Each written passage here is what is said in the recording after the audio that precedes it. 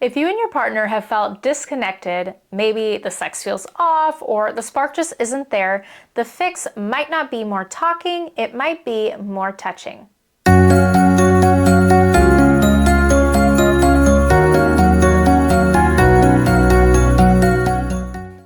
Hi everyone, I'm Dr. Holly, sex and relationship therapist, and welcome to day 10 of the 12 days of Sexmas, where I share quick, practical tools to help you rebuild desire and connection.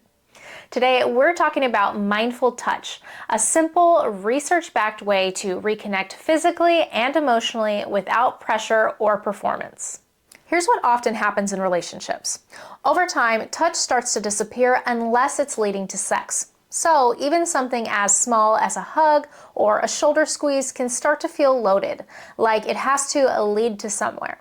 And when that happens, you lose one of the most powerful forms of bonding your relationship has: touch. You see, touch is your nervous system's way of saying you're safe. It releases oxytocin, the bonding hormone, and helps your body to relax enough to experience arousal. Without that safety, desire can't even begin to grow. So how do you bring mindful touch back? Try this exercise inspired by sensate focus, a classic technique in sex therapy developed by Masters and Johnson. Step 1, set aside 10 to 15 minutes of time, no agenda, no goal, just presence. Step 2, decide who's going to be the giver and who is going to be the receiver of touch.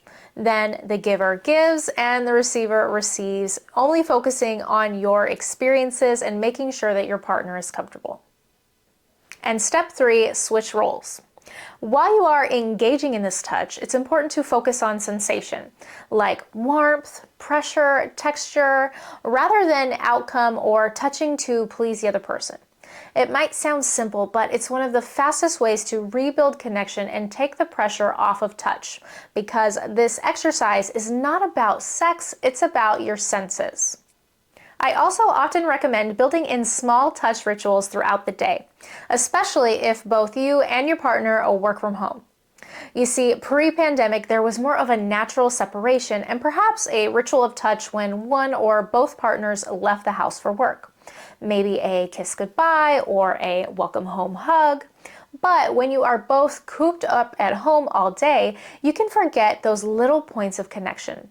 So try and intentionally add a little playful, non-sexual touch in throughout the day, like snuggling under the covers for a few minutes before you get out of bed, or a random hug mid-afternoon, a goodnight kiss, or a playful pat on the butt when you both naturally meet up in the kitchen. Often, things start feeling good again when you stop trying to have sex and just start touching. So if you've been feeling disconnected, remember, intimacy starts long before you enter the bedroom.